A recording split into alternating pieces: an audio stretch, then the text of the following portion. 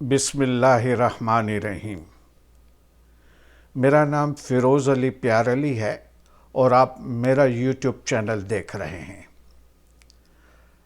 ایک درویش آدمی، چہرہ بڑا نورانی اور گلاب کے پھول کی طرح تر و تازہ، وہ ایک درخت کے پاس بیٹھا ہوا تھا۔ اس درخت کے بالکل سامنے ایک غریب آدمی کی جھونپڑی تھی۔ وہ غریب آدمی کی نظر جب اس بزرگ پر پڑی تو وہ سوچنے لگا، ہو نہ ہو یہ بزرگ بڑا پہنچا ہوا ہے، اس بزرگ کی خدمت کی جائے، اس بزرگ کے ساتھ بات چیت کی جائے، اور ہو سکتا ہے کہ اس بزرگ کی دعا لگے تو ہمارا بیڑا پار ہو جائے۔ تو اللہ والے کی ہم خدمت کرتے ہیں۔ یہ سوچ کر اس نے اس بزرگ سے کہا کہ قبلہ، آپ یہاں بیٹھے ہیں، آپ آئیں ہمارے گھر پر۔ تو بزرگ نے دیکھا، مسکرائے اور رضامندی کا اظہار کیا کہ ٹھیک ہے۔ جب بزرگ اندر آئے تو اس غریب آدمی نے چٹائی وغیرہ بچھائی اور اوپر کچھ غلاف وغیرہ لگا دیے اور پھر بزرگ سے کہا کہ آپ ادھر بیٹھیں، اور پھر اس کو ہاتھ پاؤں منہ وغیرہ دھلوایا، صاف کیا، اور پھر اس سے کہا کہ چلیں کھانا کھاتے ہیں۔ اس غریب آدمی کی مہمان نوازی کو دیکھ کر یہ بزرگ تھوڑے سے رنجیدہ ہو گئے۔ چہرہ اب اتر آیا، اب مرجھائے ہوئے پھول کی طرح ان کا چہرہ ہو گیا۔ غم کے آثار ان کے چہرے پہ نظر آنے لگے، لیکن انہوں نے اظہار نہیں کیا۔ لیکن وہ جو بوڑھا آدمی تھا وہ سمجھ گیا کہ کچھ غلط ہوا ہے، لیکن پھر بھی وہ اپنی مہمان نوازی کے لیے کر رہا تھا، اور وہ کھانا وغیرہ لے کر آیا اور بزرگ سے کہا کہ قبلہ بسم اللہ کیجئے۔ تو اس نے نوالا توڑا اور اپنے منہ میں رکھا، وہ کھانے لگا، لیکن بزرگ کو وہ باتیں کچھ یاد آنے لگی تو اس کی آنکھوں میں سے آنسو ٹپکنے لگے۔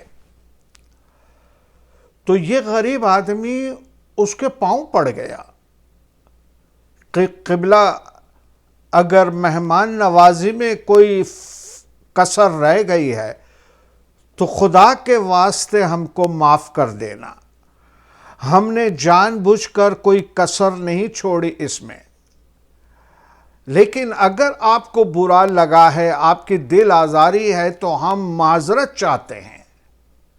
تو وہ بزرگ تو زار و قطار رونے لگا۔ اب یہ غریب آدمی اور گھبرایا، کہنے لگا، اب اس نے اگر بد دعا دی اور زبان سے ایک لفظ بھی بد دعا ہمارے لیے نکلی تو ہم تو تباہ و برباد ہو جائیں گے۔ تو وہ تو ان کے پاؤں پڑ گیا، رونے لگا بزرگ، اور بہت ہی عاجزی کرنے لگا کہ خدارا اگر دل دکھا ہے تو ہمیں بد دعا مت دینا، ہم نے جان کر کے ایسا نہیں کیا ہے جو آپ کو تکلیف کسی چیز سے پہنچی ہے، ہم سے اگر تکلیف یعنی کوئی تکلیف پہنچائی گئی ہے، کوئی کسر رہ گئی ہے تو خدا کے واسطے ہم کو معاف کر دیں۔ تو بزرگ تو بچوں کی طرح رونے لگا اور روتے روتے کہتا ہے کہ نہیں بھائی، بات یہ نہیں ہے، بات کچھ اور ہے۔ کیا بات ہے؟ کہنے لگا کہ تمہارے گھر کے سامنے درخت کے پاس میں بیٹھا ہوا تھا، تم نے مجھے دیکھا اور کتنی محبت سے، کتنے پیار سے تم نے مجھے اپنے گھر میں آنے کی دعوت دی، اور میں جب تمہارے گھر میں آیا تو تم نے کتنی صفائی سے اور کتنی بہترین طریقے سے تم نے مجھے بٹھایا، اور پھر تم نے میرے ہاتھ پاؤں دھلائے، اور اس کے بعد مجھے کھانا سرو کیا۔ تو آج تو تم نے میرے دل کی آنکھیں کھول دی ہے، آج میرے دل کی آنکھیں کھل گئی ہے۔ میں سوچتا ہوں کہ جس طرح سے میں تیرے گھر کے باہر کھڑا تھا اور تو مجھے اندر لے کر آیا، اس طرح سے میں سوچ رہا ہوں کہ خدا کب سے میرے دل کے دروازے کے باہر کھڑا ہے۔ خدا انتظار کر رہا ہے کہ میں اس کو اپنے دل میں بٹھاؤں، اپنے دل میں اس کی جگہ بناؤں، اس کو دل میں بڑی عزت اور احترام کے ساتھ بٹھاؤں۔ لیکن اتنا ہی بس نہیں، تجھے ایسا لگا کہ میں ناراض ہو گیا ہوں تو میری منت سماج کرنے لگا، تو عاجزی اور گریہزاری کرنے لگا اور اپنے قصوروں کی معافی مانگنے لگا۔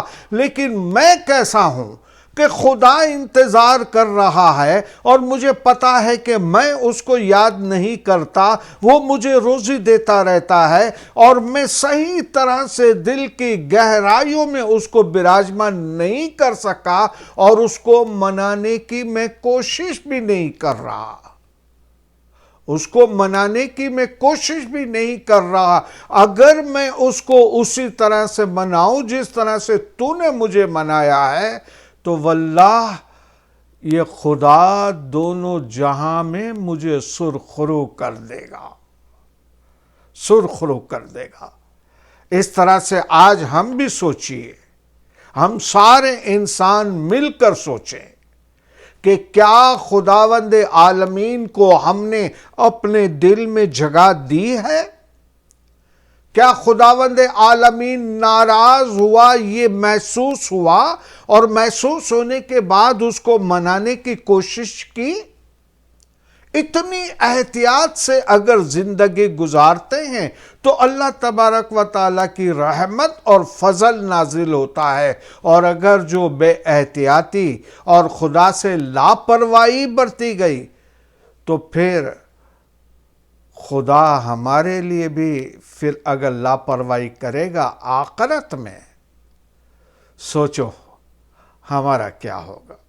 بس آج کے لیے اتنا ہی، پھر ملتے ہیں۔ جیو اور جینے دو۔ خدا حافظ۔